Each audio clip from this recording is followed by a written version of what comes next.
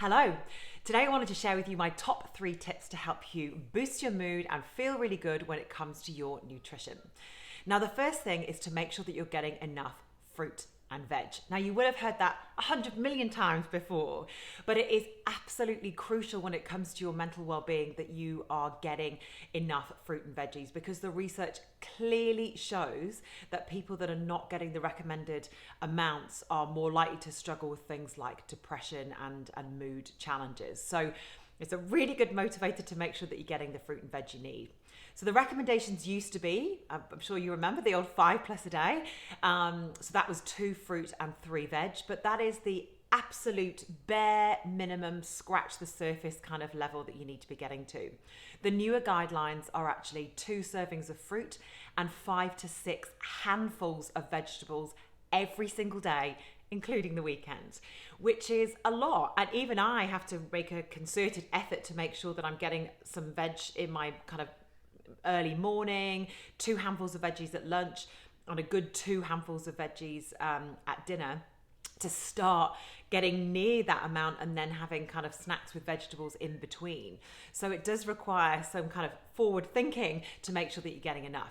So a couple of tips on how to get enough veggies particularly is to chop up veggies. So at the moment I'm just using carrots and celery because they're cheap.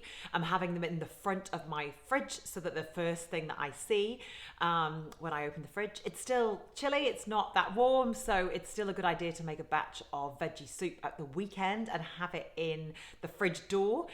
So it is the first thing that you see when you open the fridge, and have a mug of veggie soup rather than snacking on something else if you're feeling a little bit nibblish between meals, and then making sure that you're having plenty of veggies at your other meals as well. And frozen are absolutely fine. I am basically living on broccoli when it's cheap at the moment. I'm using some pumpkin, and I'm using a heck of a lot of frozen veg. Every single day I'm using frozen veg. So it's absolutely fine nutrition wise. It's just as good as fresh. So that is a way to get more veg. So that's the tip, the first tip. The second tip is omega-3. So you will have heard of omega-3 before, and it's the long chain omega-3 fatty acids that are really, really important for our brain, our eyes, and can be incredibly supportive for your mood as well. So oily fish is the best source if you can possibly have more oily fish in your day and throughout the week. So obviously things like salmon, you don't have to have massive portions of it. So, you know, even just 100 grams, which is not actually that much, is a really good start. So using more tuna in your salads and your sandwiches. If you like sardines, winning, and be absolutely great if you can eat more sardines, because not only are they a good source of protein, healthy fat, in the little bones, if you're happy to eat those, there's lots of calcium in there. So they are absolutely great if you're happy to eat those. Mussels, they're a really cheap source of protein, and they've also got some omega-3 and iron and iodine and other things in them. If you're not a big fan of fish, then you can get some omega-3 from things like walnuts, tofu, pumpkin seeds. You can Google, and I'll share a link of some ideas of vegetarian source of omega-3.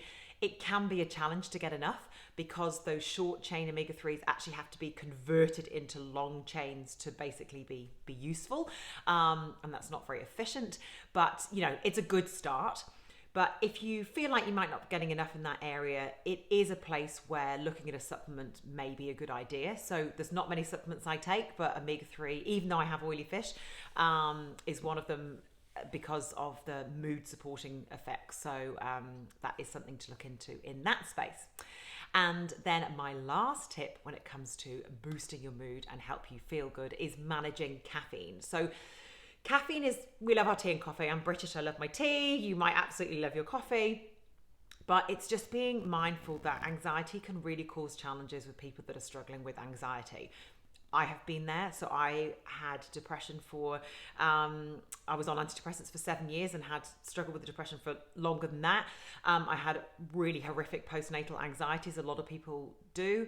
And even since then, I've not been able to tolerate caffeine anywhere near like what I used to, because it makes me anxious. So just being mindful of the amount of caffeine that you have when it comes to your mood, and basically just cut back and see if it helps you feel a little bit less anxious, if that is something that you are struggling with. So tea does have less caffeine than coffee.